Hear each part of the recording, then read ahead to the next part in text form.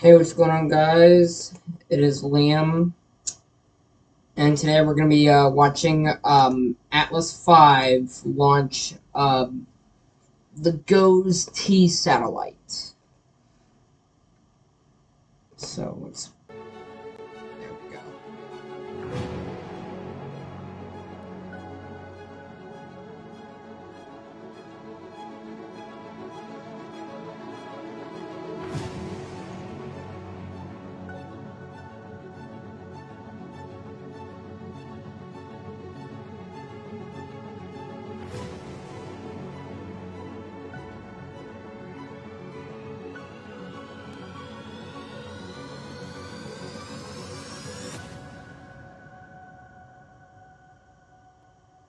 In just about 40 minutes, this United Launch Alliance Atlas V rocket will launch GOES-T into space.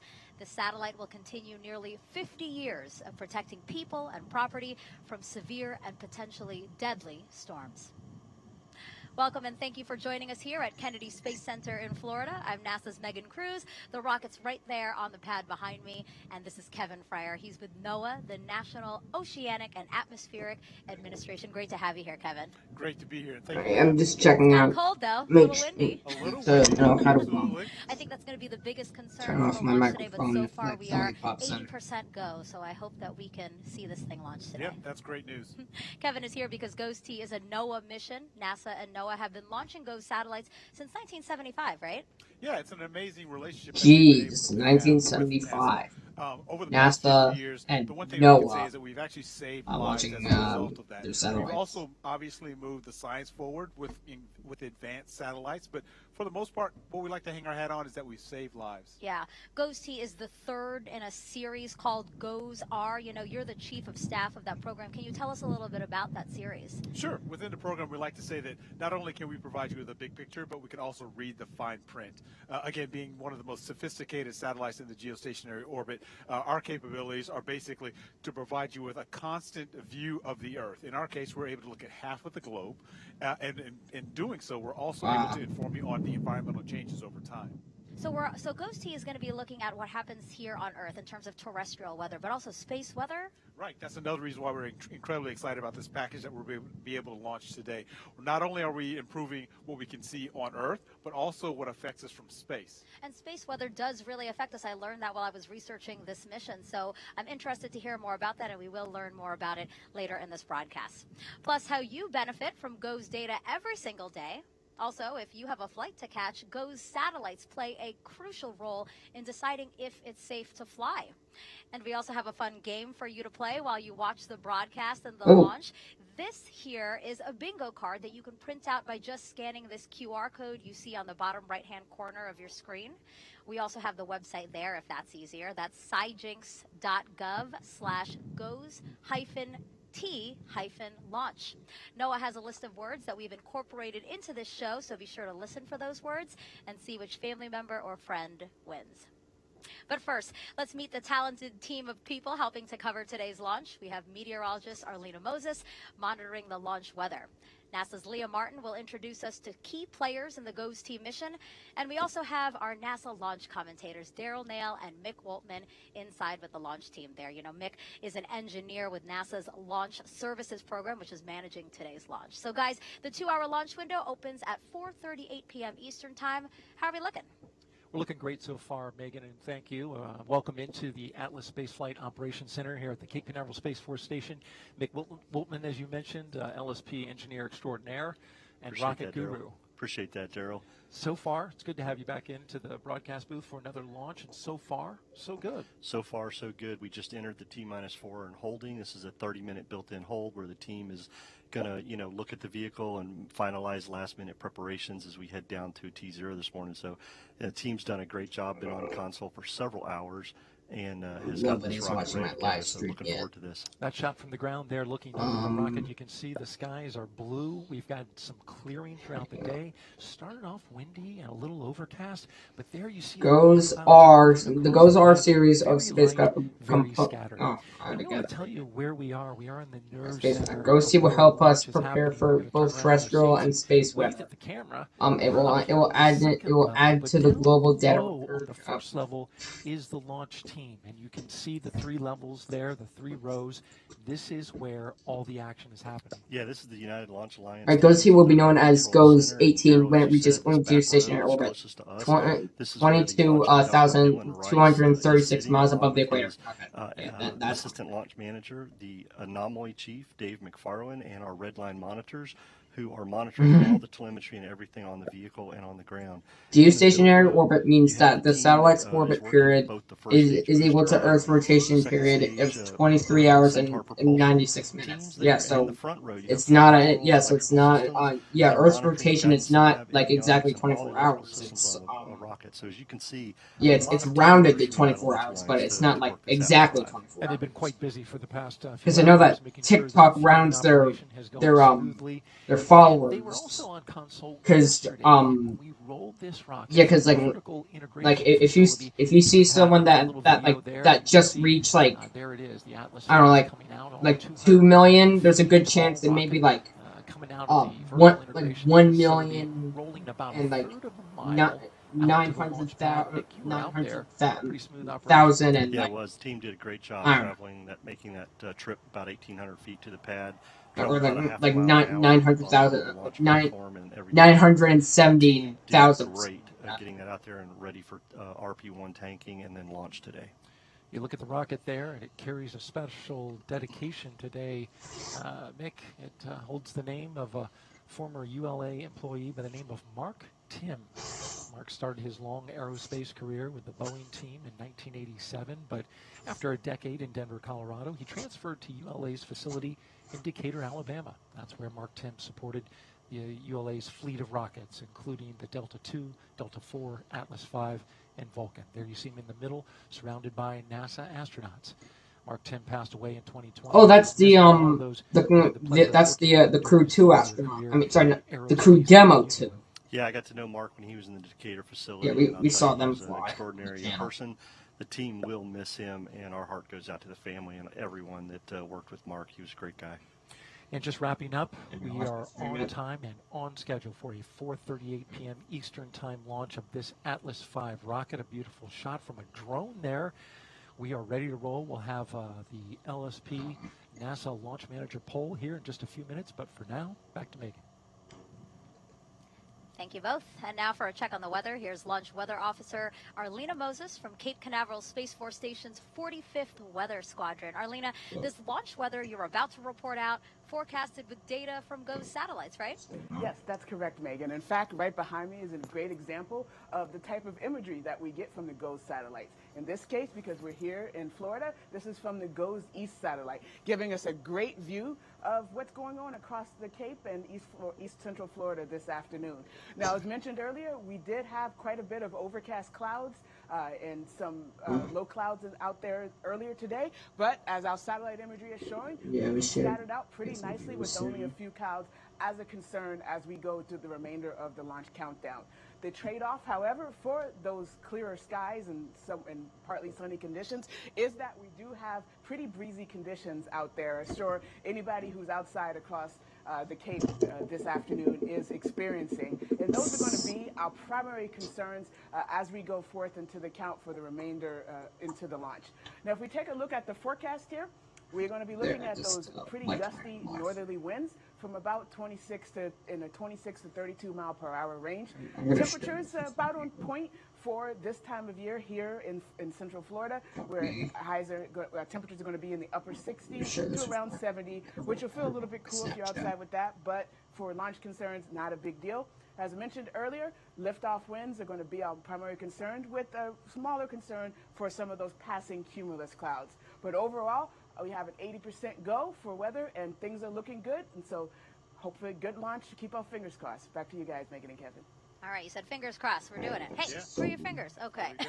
Arlena, thank you again. Quick check of the clock. We are now at L minus about 28 minutes to go before we launch GOES. L minus. My parents like that thing. L minus. Operational environmental satellites. Geostationary refers to where and how the satellite will orbit the Earth. So this might be a little difficult to understand unless you see it, right? So this is why we brought some props here today. Kevin, let's start off by just talking about how you determine a satellite's orbit. So it's really determined by its overall role, right? What is the job of that particular satellite? So in the case of polar orbiters, they typically will rotate along the poles, and their job is basically to image the entire planet as the planet rotates underneath it. So there is a time frame for which they can provide you a global image. And so again, in a low Earth orbit, that is why you'll see those particular satellites used.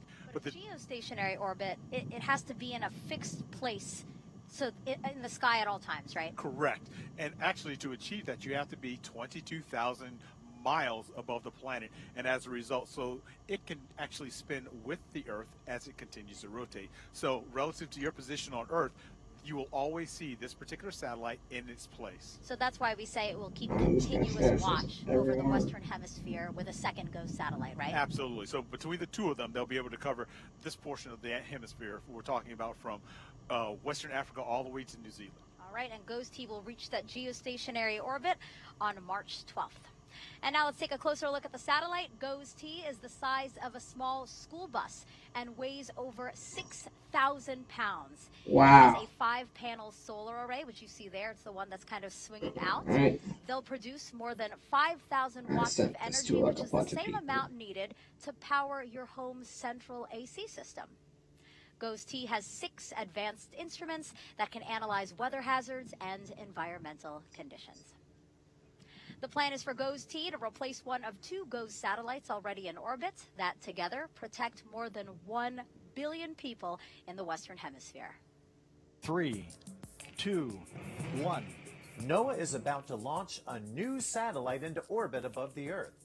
This satellite will be the 3rd in a fleet of NOAA's latest generation of geostationary we should get some more viewers. environmental satellites called GOES, Hopefully. the most advanced weather-observing and environmental monitoring system in the Western Hemisphere. GOES satellites orbit 22,236 miles above not the seeing Earth's anybody equator at speeds equal to Earth's rotation. so far. This allows for continuous coverage of weather systems as they move throughout the atmosphere. The GOES satellite system keeps watch over more than half the globe, from the west coast of Africa to New Zealand, and from the Arctic Circle to the Antarctic Circle. Each satellite in the series provides high-resolution imagery in near real time to provide critical information for weather forecasts, severe weather prediction, lightning detection, and solar activity. The latest satellite is GOES-T, which will be renamed to GOES-18 when it reaches orbit. GOES-T will be the 3rd satellite in the series and is expected to replace the current GOES-17 satellite in the GOES West orbit. In this position, the satellite will continue GOES West's legacy of keeping watch over the Pacific Ocean, the western U.S., and the U.S. territories. It will provide complete satellite coverage for the weather systems that impact Hawaii and Alaska. It will provide critical data over the northeastern Pacific, where many of the weather systems affecting the continental U.S. originate. It will monitor and track tropical storms and hurricanes in the Pacific Ocean. It will help identify and track wildfires across the western U.S. It will assist in search and rescue efforts around the U.S. and its surrounding waters as part of NOAA's SARSAT system. And it will help monitor and track weather phenomena that impact the western U.S., like dust storms, monsoons, marine fog, atmospheric rivers, and more. The GOES series of satellites supports NOAA's mission to provide secure and timely access to global environmental data and information from satellites and other sources to promote and protect the nation's security, environment, economy, and quality of life.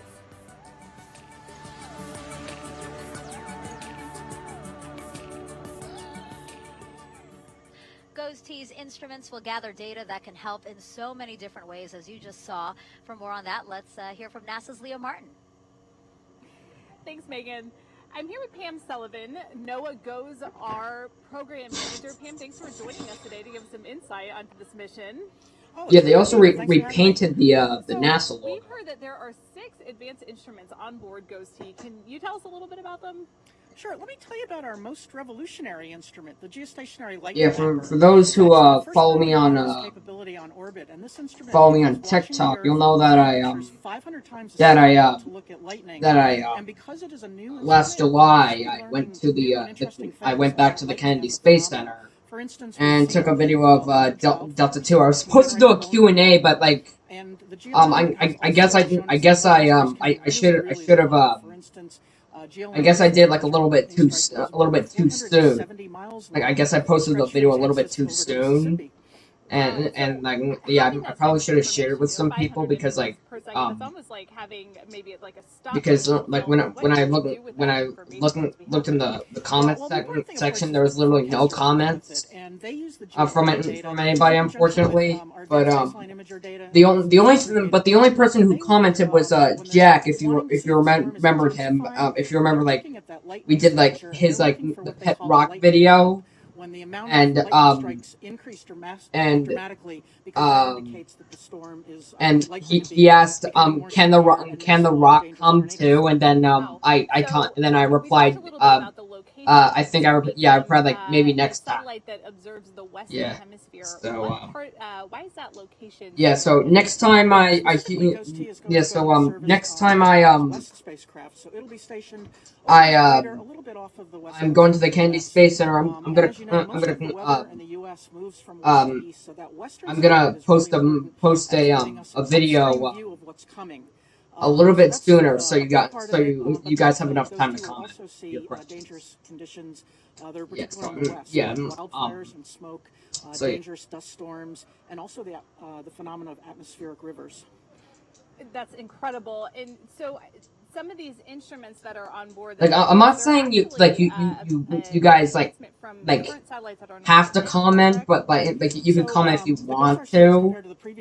Like yeah, like you can comment if you want to. Like you don't have to. 60 times more So imagery. yeah, And just then like the lightning mapper, as I said, is brand new yeah. capability. Thank you so much, Pam, for giving us some insight into this mission. We're excited to see the launch, and Megan, we're going to go back to you. Perfect. Thank you so much, guys. You know, one agency actually uses GOES satellite data more than anyone else, and that's the National Weather Service. So joining us now is Chrissy Hurley, who's a meteorologist there for the Nashville area. Hey. Hello. Good to have you. Thank you for having me. So excited. Yeah, and I know that your job is a warning coordination meteorologist. That I think I've fallen in love with the Delta II rocket. Severe Because I wanted to see, I absolutely loved the Delta II rocket. I'm so glad that that's the or GOES satellites look for things like atmospheric rivers. Yeah, and they also recently added a Falcon 9 booster. I mean, like it's actually like a Falcon. It's technically it's also a Falcon Heavy booster since it has like the nose cone thing, and it also flew on a Falcon Heavy. It flew on the Falcon Heavy test flight. But yeah, it's still technically a Falcon 9 booster. So we're just gonna call it Falcon. Last year, I remember you and I were talking. But also, I mean, yeah, Falcon 9 and Falcon Heavy are literally the same thing, except yeah, a Falcon Heavy is literally 3 Falcon 9s strapped together. Where we had over So 20 inches of rain that occurred in McEwen, Tennessee, that less than 12 hours. Wow. And so we were able to use GOES satellite imagery to monitor the intensity of these storms and watch how they just trained over the same locations over and over and over. Save Ukraine. Yeah. There's a lot of bad stuff going on in Ukraine. Ukraine. I really feel I feel really bad for big differences with GOES satellite imagery between I 2010 don't know why and Russia is doing that. Forecaster in National Weather Service office. You know, Yeah. data I mean, in yeah, much quicker, better because resolution, and I know that the really owner, gonna like help us, I don't know, like the leader of Russia or something, like sees Ukraine as a part of Russia, so they're like literally raiding the entire country. They're raiding the entire country of Ukraine. Images every 15. Yeah, so I feel you think your really internet's bad. slow now? It's like hitting the refresh button, right? Now we're getting them as quick as 30 to 60 seconds. Wow. And so Incredible. that is really making a huge difference for any operational forecaster. Chrissy, thank you so much for joining us and giving us that insight, because that is really something to think about. Minutes versus seconds, and seconds really matter in severe weather events. Absolutely. Thank you, Chrissy. Now, GoSee also has the latest technology in detecting and tracking wildfires. A few years ago, one wildfire tore through California at an estimated rate of 100 football fields a minute. The 2020 Western U.S. wildfire Yeah, season was the historic. wildfires were record, really bad. 59,000 wildfires When I first saw the 10.1 million wildfire acres they footage from scorched. space, I was like, Right on oh its my heels god. was 2021, in which nearly 52,300 fires were recorded, with more than 7.8 million Oh my acres god. burned through December 24th of that year.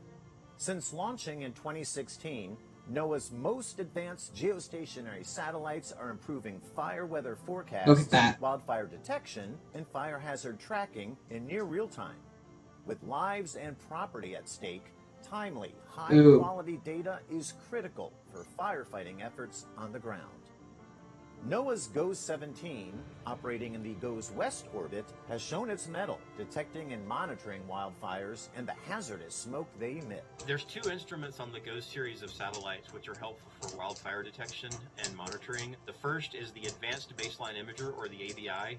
We're able to detect hotspots. Yeah, I hope this rocket launches soon. I hope the Atlas V rocket launches soon, because I have my tutor The at second instrument is called the Geostationary at, Lightning Mapper, or the GLM. at GLM 5. is important because oftentimes lightning is the cause of the start of wildfires. And so forecasters need to monitor the GLM to see where lightning has occurred, to decide whether or not they think some lightning may have started a fire.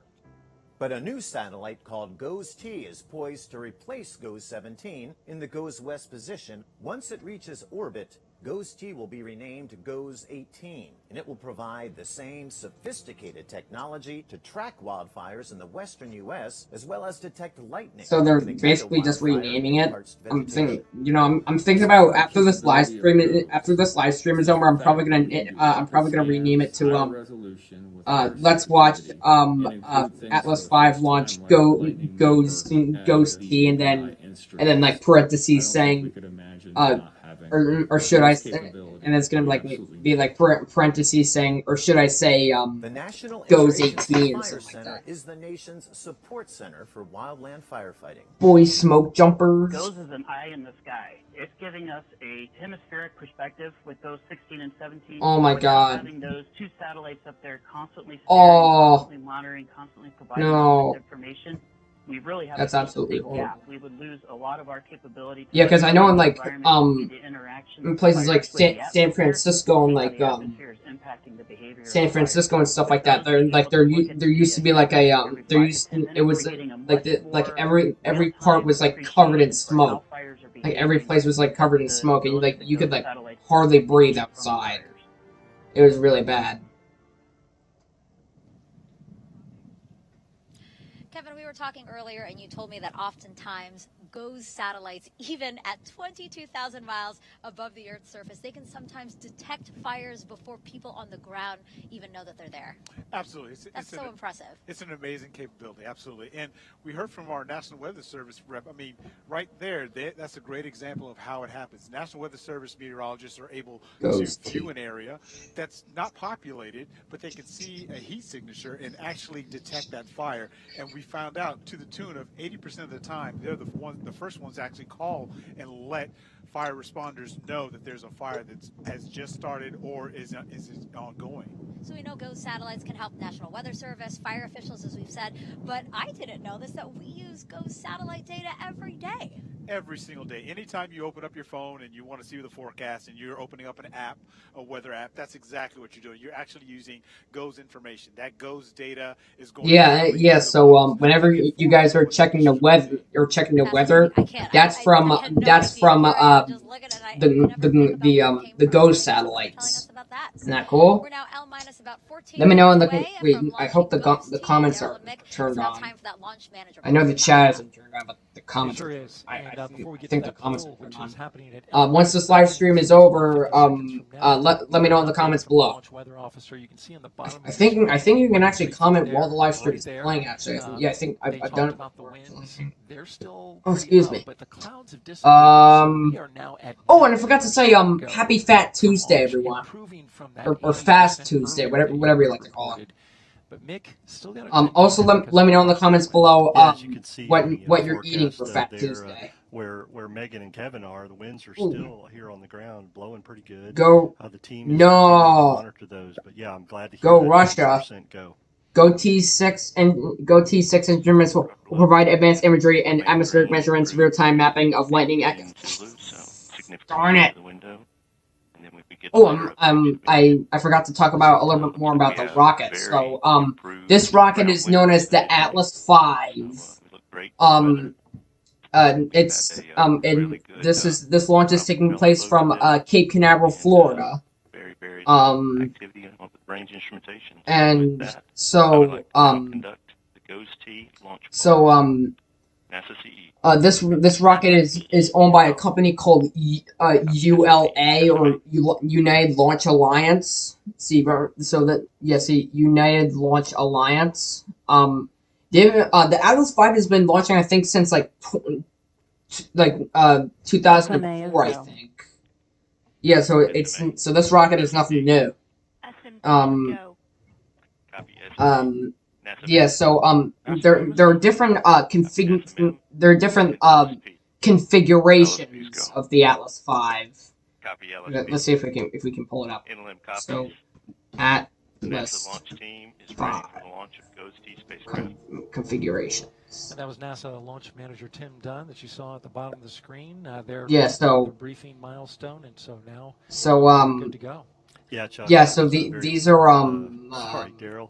I'm thinking of that because NASA. I did hear Chuck. Yeah. NASA. These are all the configurations of the Atlas V.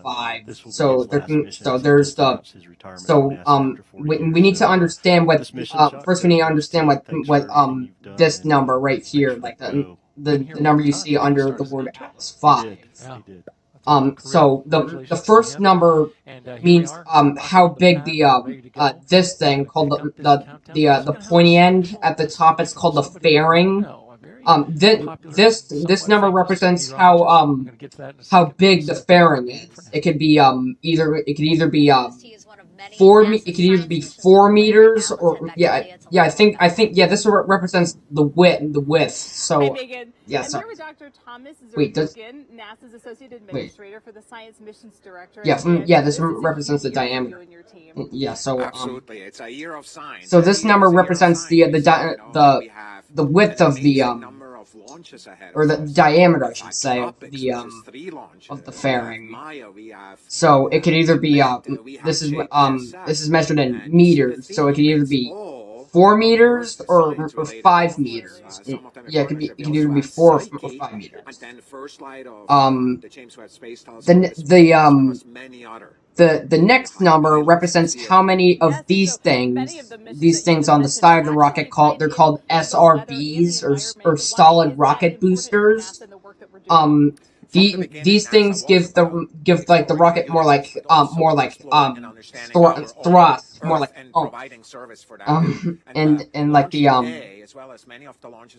it gives the rocket more like thrust when it takes off, and it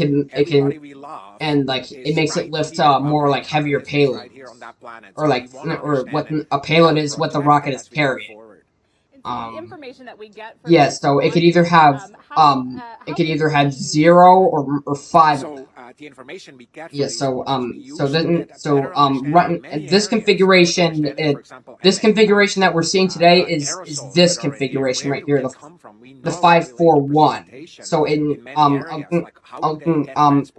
me get to the last number. So the last number is how many engines are on this part of the rocket. It's called the Centaur. and the Centaur could either have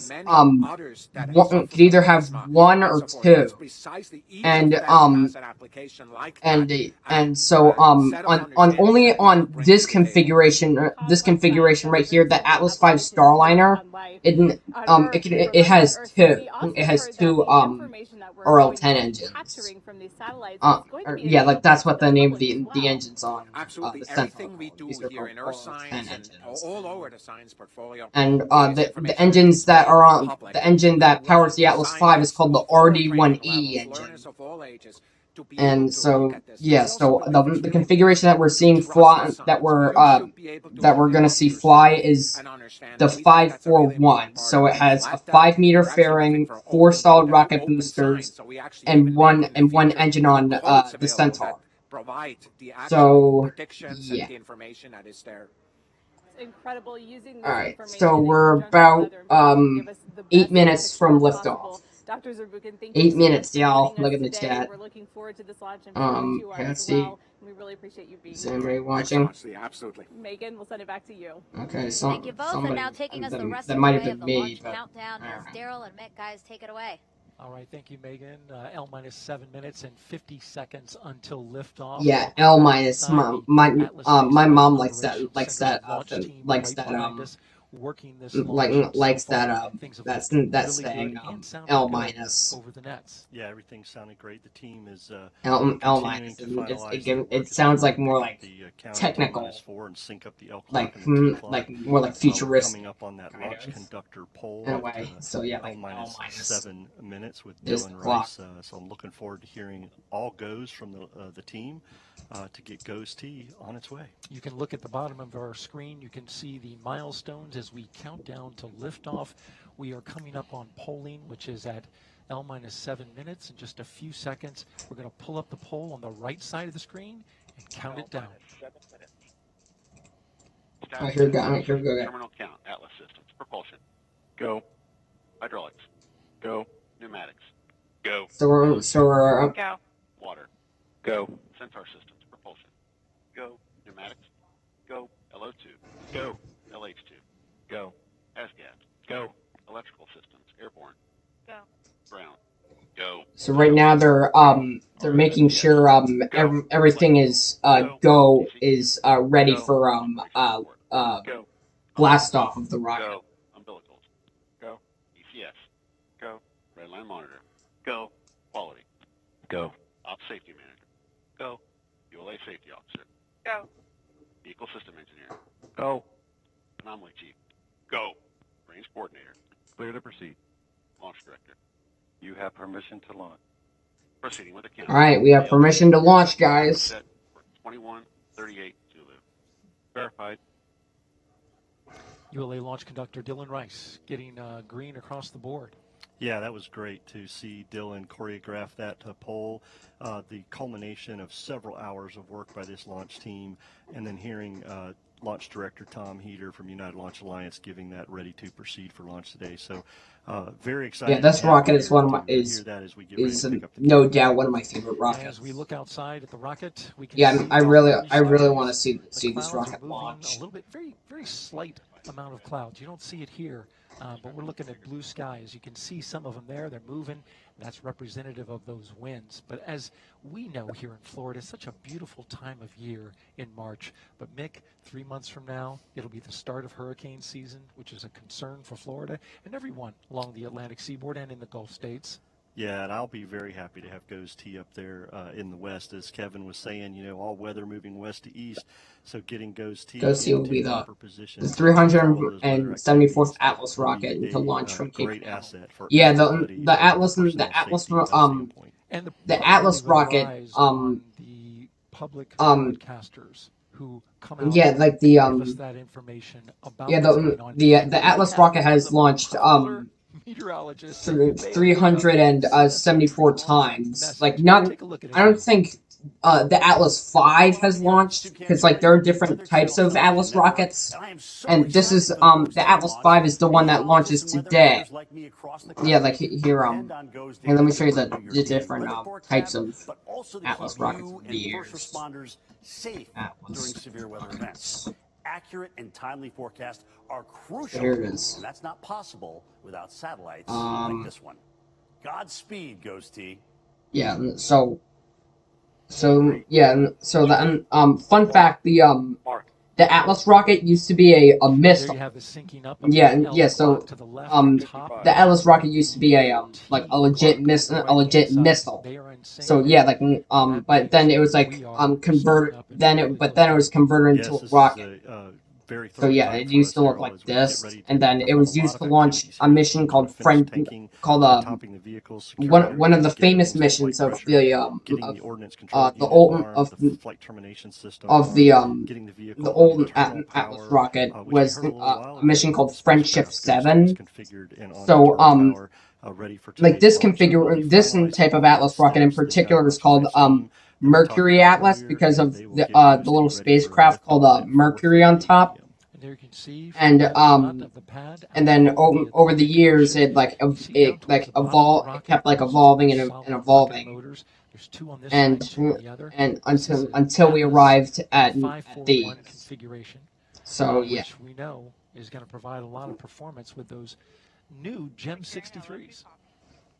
Yeah, Daryl, the 541, as Tori Bruno, CEO of ULA, likes to refer to it as the Dominator. All right, we're less than 3 minutes away, guys. As we get Ghost T off this morning. Very exciting. 63s from Northrop Grumman will provide a little extra performance and get Ghost T on her way. Ghost T will be the 99th full end mission for NASA's launch. For the launch of Ghost T on board an Atlas V rocket from right here at the Cape Canaveral Space Force Station. Yeah, Daryl, we heard the team. They secured the Atlas tanks to flight pressures, secured that topping. So we see that the liquid oxygen on board that first stage is secure and ready to go. We should be hearing them at about 1:50, securing the Centaur tanks and getting that tank up to flight pressures, getting ready for launch. Spacecraft is on internal, getting ready to listen to the vehicle. 155. Oh, guys, this is gonna be awesome. 150. Securing Centaur LH2. Securing Centaur LO2.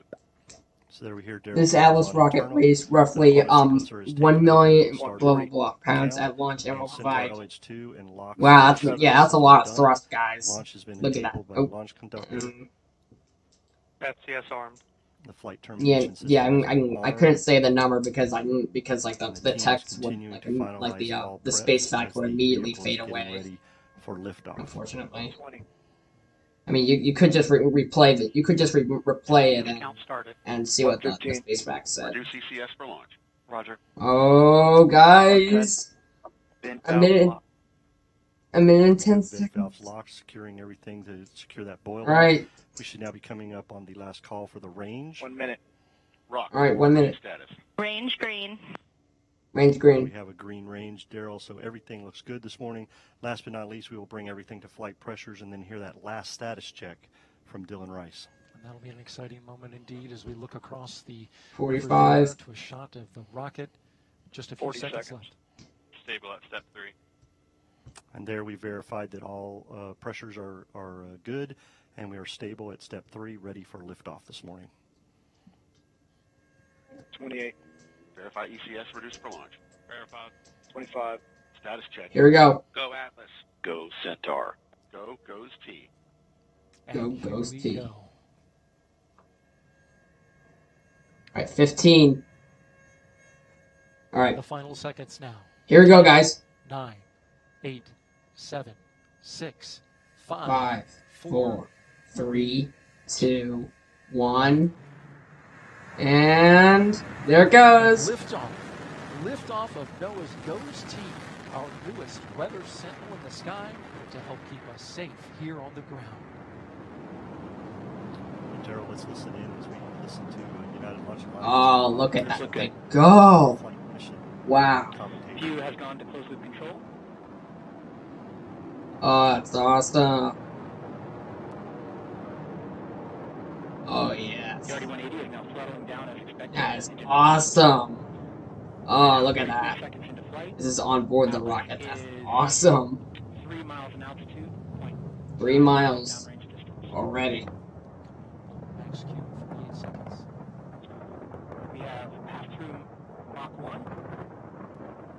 Vehicle is now passing through max Q, maximum dynamic pressure. Throttle back those RD-180s. Now 55 seconds of flight. Atlas is 7 miles in altitude, Wow. 4 miles downrange distance, traveling at 1,900 miles per hour.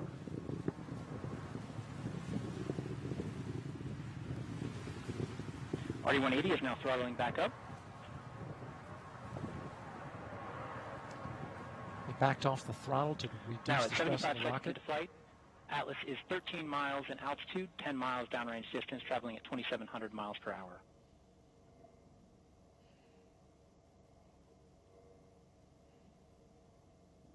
Now at 90 seconds into flight, ULA's Atlas V rocket weighs now just 1/2 of what it did at launch, burning propellant at a rate of more than 2,600 pounds per second. The rocket weighs 1/2 10 seconds. as what it did at Solid liftoff. rocket motors Isn't on that the crazy? side. We'll cut off. Yeah, it's burning fuel that fast.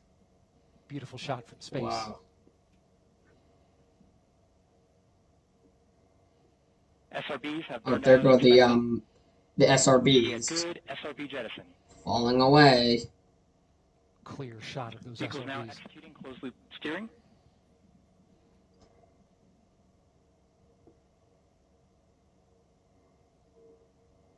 All right, then next what's coming. Vehicle performance looks good at this time. Next, what's coming up? What's coming up next is the nose, the fairing at the top is gonna split in half and then fall away and fall back to Earth. The RD-180 has throttled down slightly. Look at that thing go. Vehicle performance continues to look good at this time. Tank pressures are stable and Atlas booster battery voltages remain in their expected ranges.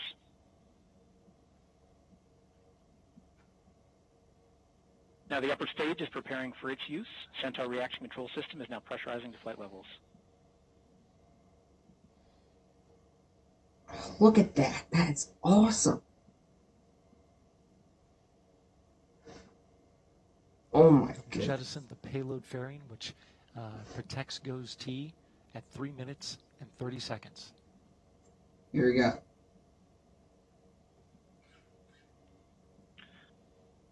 We have just over 1 minute until BECO.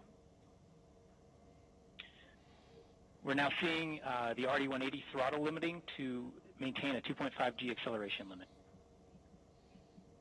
Standing by for payload fairing jettison. Here we go. And the fairing's gonna split and fall away. And there it goes. And we've seen a successful payload fairing jettison. Good shot of those fairings. And then that thing was like the things that like hold the fairing in place around the Centaur.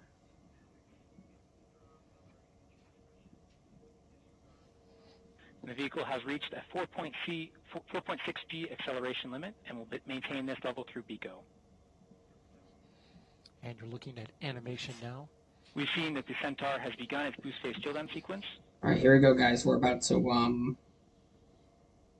the engine is about to shut down, and then Centaur is gonna separate from the booster, and then we're about to cut off. It'll ignite. Oh. And BECO, booster engine cutoff. All right, there we go. Standing by for stage separation. And there it goes. Successful stage separation event. We've seen pre-start on the RL-10.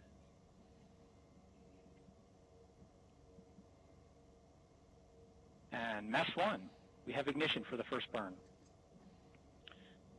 This first burn of ULA's Centaur upper stage will place the GOES T spacecraft into a parking orbit around the Earth. This burn will last just over 7 minutes. Wow, that's a long burn time. What a shot there, huh, Mick? Yeah, that was great. They're able to see all that and listen to Rob Kesselman call that flight the first stage. So this is just an afternoon. animation. Everything's looking good. Those gyms. What's happening? Control system as it begins its periodic firings to maintain thermal control conditioning. Yeah, those GEM 63s performed well, solid rocket boosters, and RD-180 performance well. What I really liked was when we saw the payload fairing come off. That was a great shot from the camera. Saw the payload fairing come off, and then most people probably noticed that little half cylindrical come off after payload fairings. Yeah. That was what we call the Centaur forward load reaction deck. Because the fairing, the 5-meter fairing, encompasses both Centaur expected. And the GOES-T satellite, there's a load ring that's inside the fairing around Centaur to help keep that 5-meter fairing from flexing.